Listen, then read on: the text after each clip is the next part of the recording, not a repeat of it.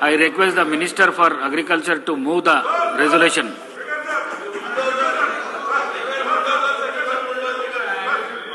Agriculture Minister garu.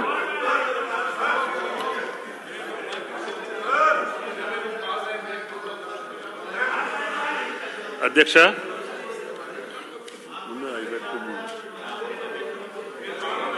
I beg to move resolution, sir, government resolution. ముఖ్యంగా వ్యవసాయ రంగంలో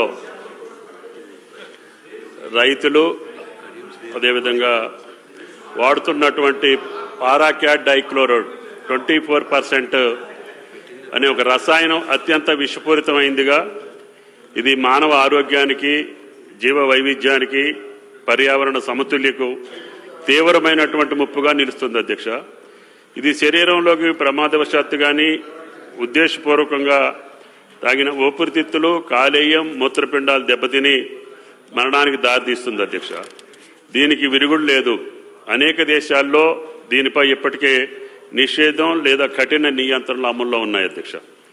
రైతులు, వ్యవసాయ కూలీలు సరైన వ్యక్తిగత రక్షణ పరికరాలు లేకుండా ఈ రసాయనాన్ని వినియోగించడం ద్వారా చర్మ వ్యాధులు, శ్వాసకోశ సమస్యలు వంటి తీవ్ర అనారోగ్య సమస్యలకు గురవుతున్నారు అధ్యక్ష.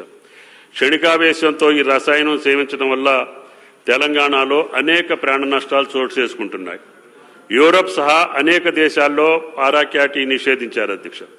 సుస్థిర సహజ వ్యవసాయ మరియు సేంద్రియ వ్యవసాయం లక్ష్యాలకు ఈ రసాయనం ఎంతమాత్రం ఆమోద్యం కాదని భావించడం జరిగింది అధ్యక్ష. దీనికోసం శాసనసభ ద్వారా మీ అనుమతితోటి తీర్మానాన్ని ప్రవేశపెట్టదలుచుకున్నాం.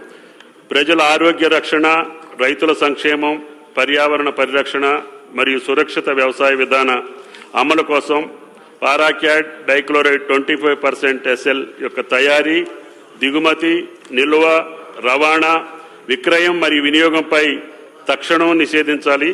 సంబంధిత చట్టాల ప్రకారం నిషేధాన్ని అమలు చేయడానికి కేంద్ర ప్రభుత్వం తక్షణ చర్యలు తీసుకోవాలి. నిబంధనలు ఉల్లంఘించిన వారిపై కఠిన చర్యలు తీసుకోవాలని కేంద్ర ప్రభుత్వాన్ని కోరుతూ ఈ సభ ఏకగ్రీవంగా తీర్మానించడం జరిగింది.